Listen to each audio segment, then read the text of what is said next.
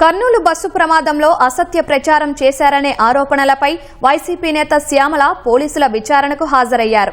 విచారణపై మరింత సమాచారం మా ప్రతినిధి శ్యామ్ ను అడిగి తెలుసుకుందాం. శ్యామ్, వైసీపీ నేత శ్యామల విచారణపై వివరాలు చెప్పండి. ఈ మధ్యనే కర్నూలు శివారు చిన్నటేకూరు వద్ద బస్సు ప్రమాదం జరిగింది. ఈ బస్సు పూర్తిగా కాలి దగ్ధమైపోయింది. ఇందులో 19 మంది మృత్యువాత పడ్డారు.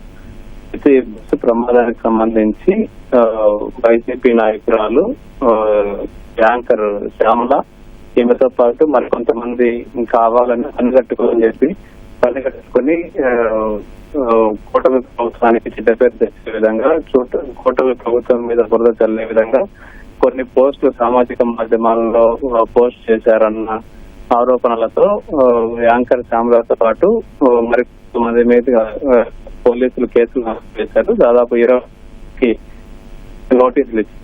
నోటీసులు ఇచ్చి వీరిని కర్నూలుకు వచ్చి విచారణలో పాల్గొనాలని చెప్పి పోలీసులు నోటీసుల్లో పేర్కొన్నారు. అందులో భాగంగా యాంకర్ శ్యామల మరి కొంతమంది ఇవాళ కర్నూలుకు వచ్చారు. కర్నూలుకు వచ్చి కర్నూలు ఎస్పీ బాబు ప్రసాద్ ఎదుట హాజరయ్యారు. అయితే దీనికి సంబంధించి ఎందుకు మీరు బస్సు ప్రమాదం జరిగినప్పుడు బస్సు ప్రమాదాన్ని ఎందుకు వక్రీకరించి మీరు మీడియాలో పోస్టులు చేశారు?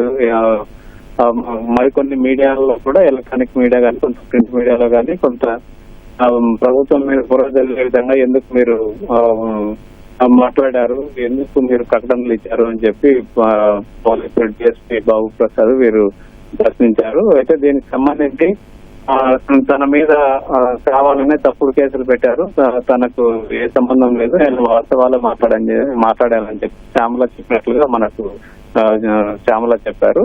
అయితే ప్రభుత్వం పక్కాగా స్పష్టంగా ప్రభుత్వానికి ఏ సంబంధము లేకపోయినా కూడా ఈ ప్రభుత్వం వైఫల్యం అని చెప్పి కావాలని ముఖ్యమంత్రి చంద్రబాబు పైన కానీ, లేకపోతే ఇతర నాయకుల మీద కానీ వాళ్ళని బాధ్యతలు చేస్తూ వీళ్ళు పోస్టులు పెట్టడం అనేది దీన్ని పోలీసులు సీరియస్ గా తీసుకున్నారు. అయితే ఇది విచారణగా కొనసాగుతుంది. మరి కొంతమందిని కూడా విచారించాలని చెప్పి పోలీసులు భావిస్తున్నారు. మొత్తానికైతే వాళ్ళ శ్యామల కర్నూలు డిఎస్పీ బాబు ప్రసాద్ హాజరయ్యారు. ధన్యవాదాలు శ్యామ్.